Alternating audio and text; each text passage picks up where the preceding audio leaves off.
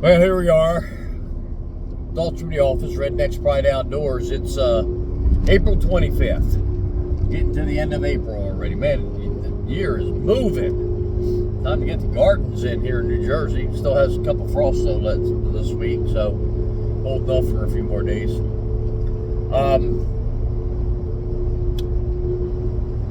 April 25th, most of the foxes that I know of anyway, the pups are all weaned and eating solid foods, at least on my jobs, and I'm getting a lot of jobs calls coming in.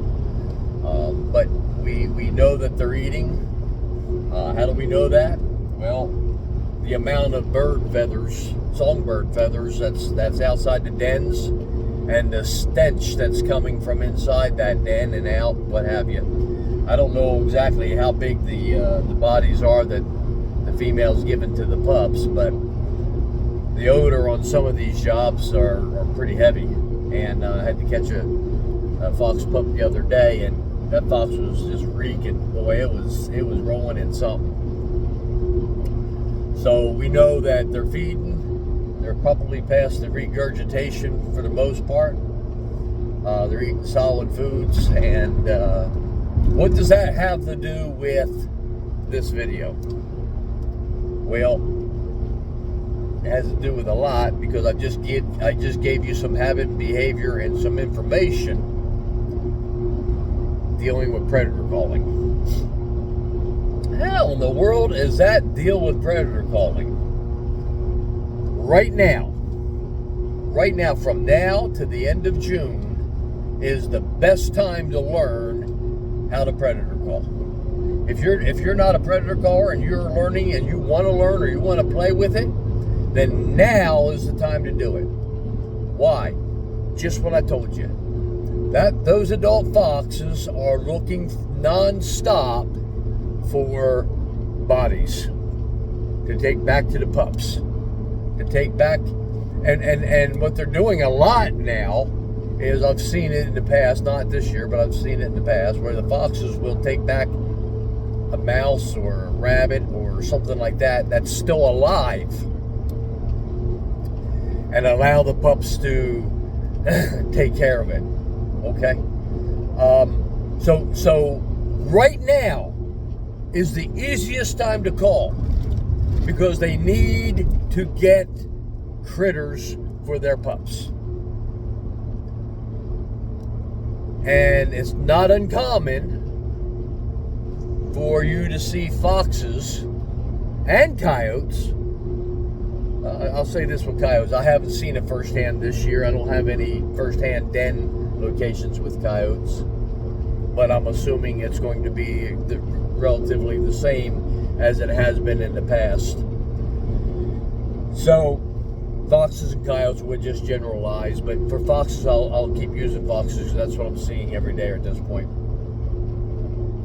The foxes need bodies, and they're out constantly. It's not uncommon to see foxes during the daylight hunting, which means what to you as a predator caller trying to learn how to predator call? It means you can get out in the mornings,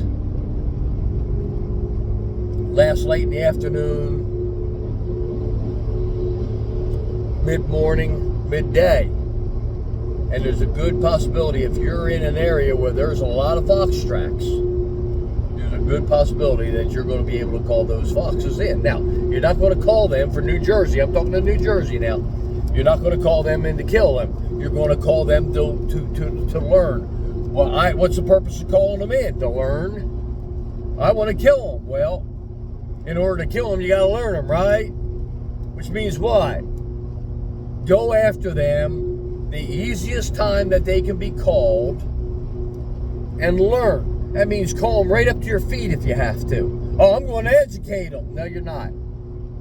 You might make them a little bit more cautious, but you're not going to educate them to where they're not going to ever come into a predator call over the summer. All right? I mean, I guess you could if you're stupid and you grab a hold of him or something like that, or you keep calling the same fox over and over again. But anyway, let's get on to what I'm here for. You have got to learn them, and now's the best time to learn them, to learn how they're doing, what they're doing, when they're doing it. Okay?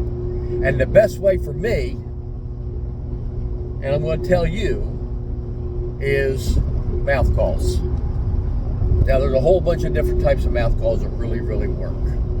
And you can use closed mouth calls or closed reed.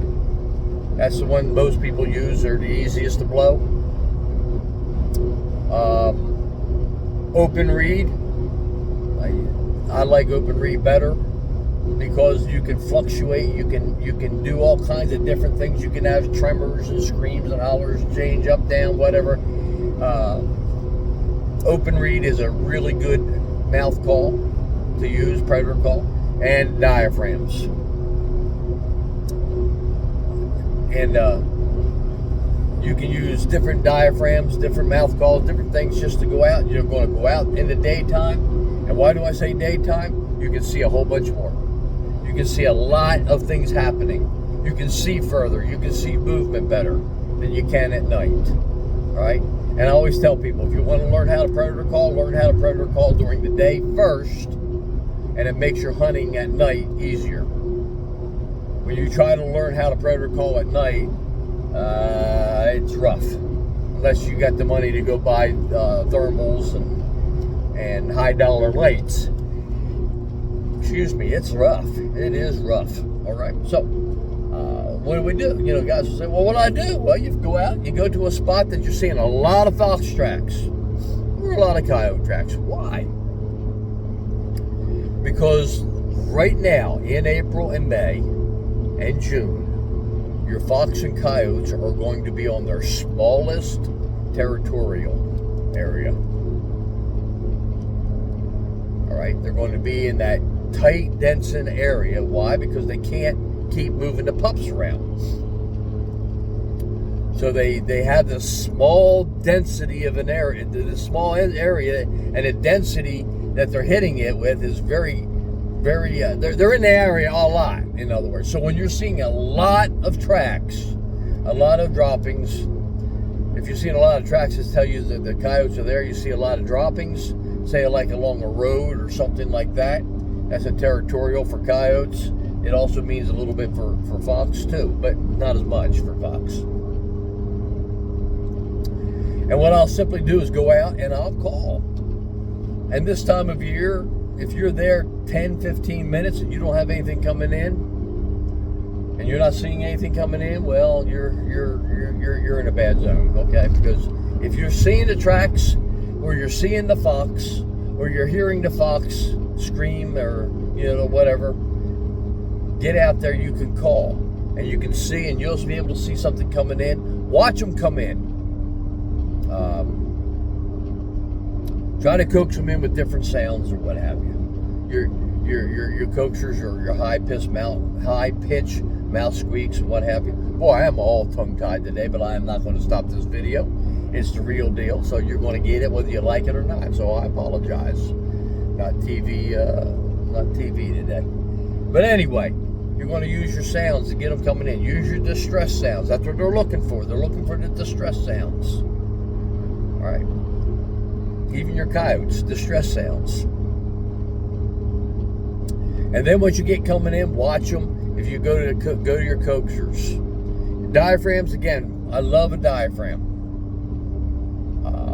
Your closed reeds are easier with your diaphragms. Now this is our thumper, and this one here is a little bit harder to blow, and that's why I'm using this to talk about on the video, because to blow this the proper way, I'm going to be using the word wah or we. Wah, wah, wah, wah, we.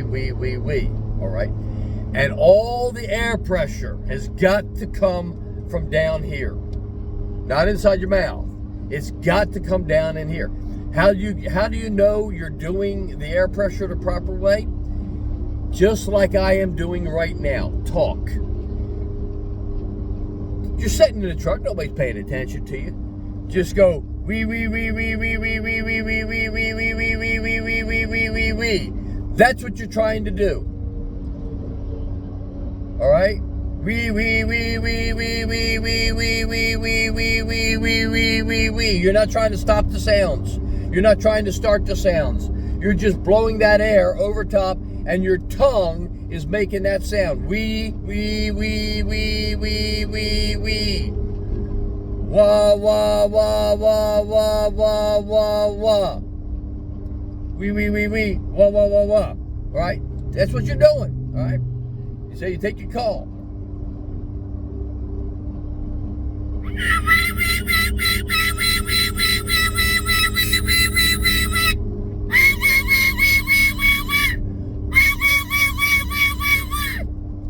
Now, you're not blowing the predator call at that time. You're just learning how to blow this thing. All right? Because when you get ready and you can manipulate that and you can do that,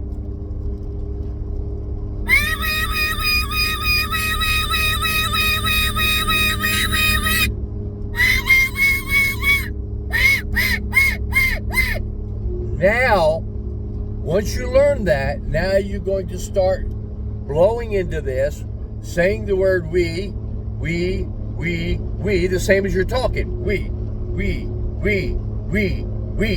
The air pressure is the force. We.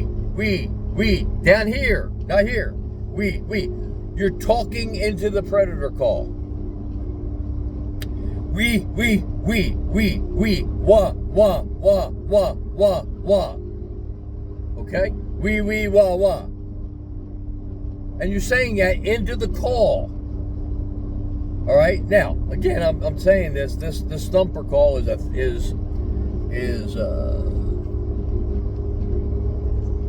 two thin reeds, but we have them put together to create one heavier reed. So it's a little harder for you to blow, a little harder for you to finesse, but its sound is so stinking nasty to the fox. They love it. All right. So theoretically, what I'm going to do is I'm going to say the word wah, just like I'm talking to you now. I'm not trying to blow the air. I'm just wah. And I'm using my tongue to create the pitch that I want it to be in. Lower the tongue to be lower, wah. Increase the tongue pressure on the reed to be a higher wah.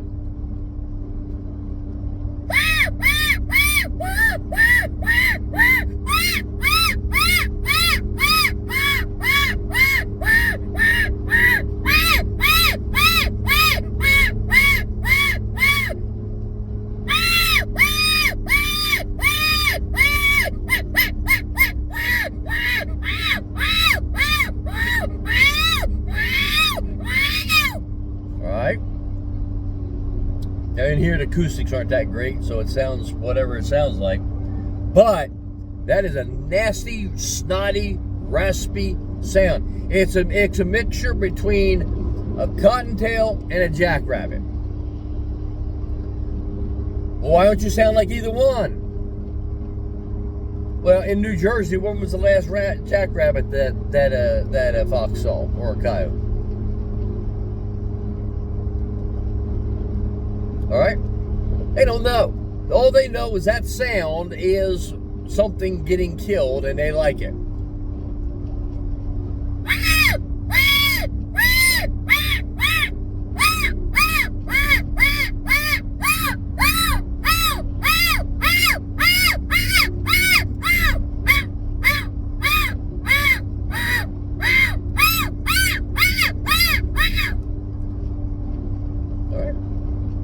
Short bursts of air. Boom, boom, boom, boom, boom. Quick, bam, quick, bam. If you want to extend it out, you can.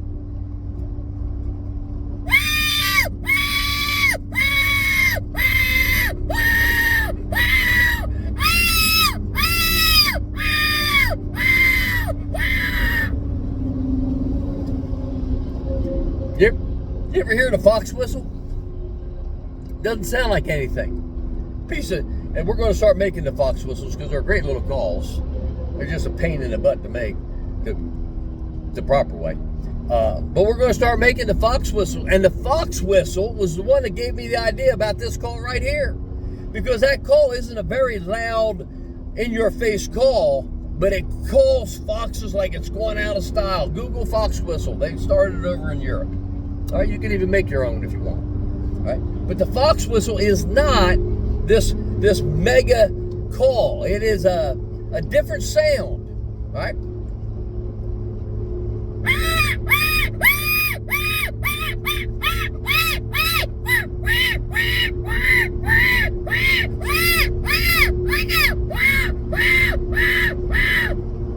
All right.